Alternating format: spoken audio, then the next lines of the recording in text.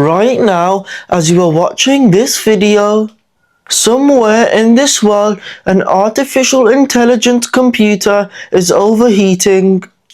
Not exploding, not smoking, just a little bit hot. And that tiny increase in temperature, that's one of the biggest threats to future AI. Today, I want to talk about something nobody hypes and nobody puts in press releases. How is AI cooled? Because without cooling, AI doesn't exist.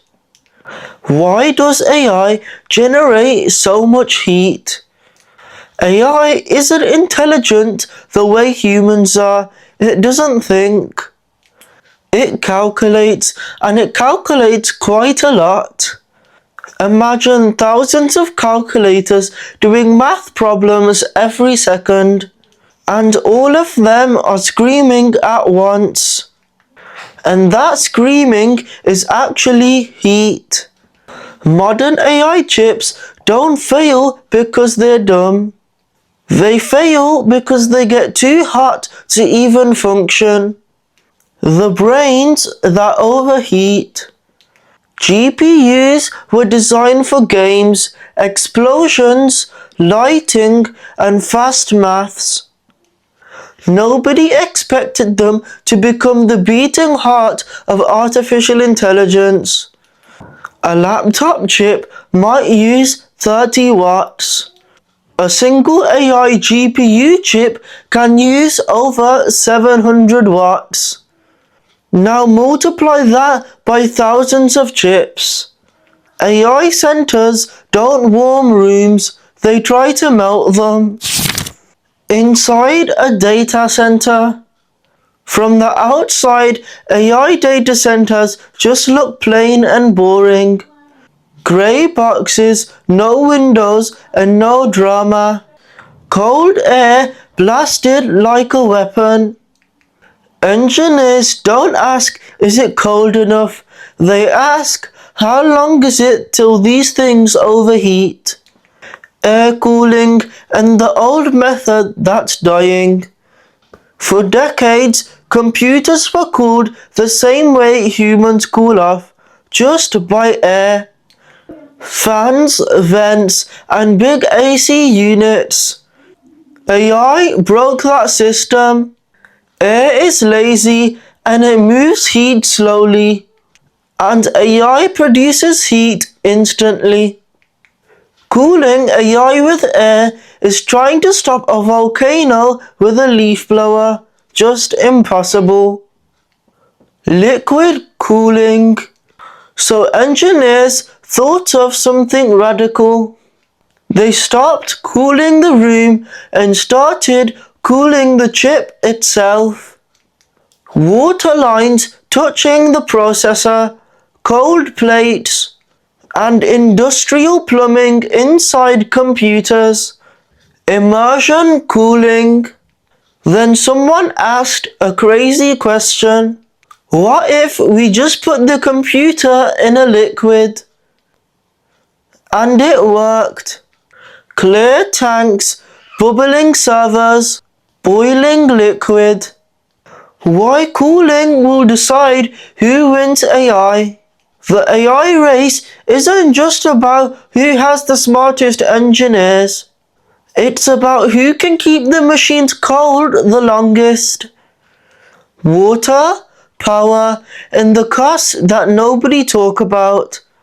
Cooling AI doesn't just cost money. It costs water, electricity, and land.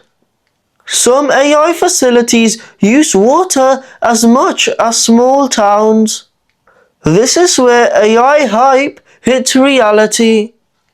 The future of cooling. The next AI breakthrough might come from software, or it might come from better pipes. Let's talk about new chip designs. The Apple M5 chip, announced in October 2025, is built on 3nm technology. with a 10-core GPU, featuring a neural accelerator in each core for 4 times faster AI performance. 3D stacking. A new type of 3D computer chip machine has hit the market. It stacks memory and computing elements vertically, breaking current AI traffic jams, increasing data speeds significantly. AI centers can reuse heat by capturing high-temperature thermal energy generated by AI servers and repurposing it to heat nearby buildings or offices. By replacing traditional cooling with heat exchange, data centers convert a waste product into sustainable energy, reducing carbon emissions and cutting costs.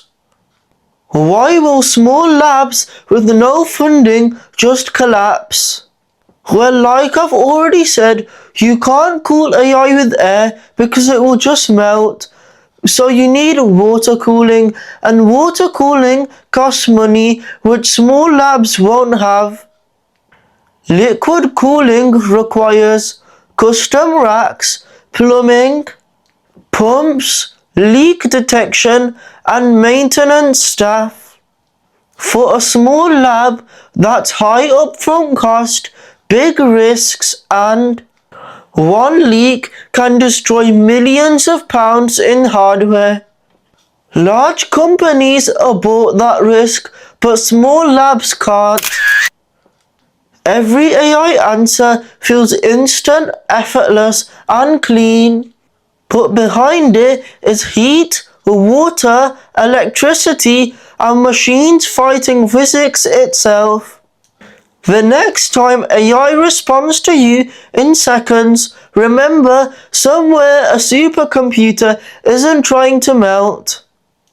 The future of AI doesn't just depend on intelligence, it depends on staying cool.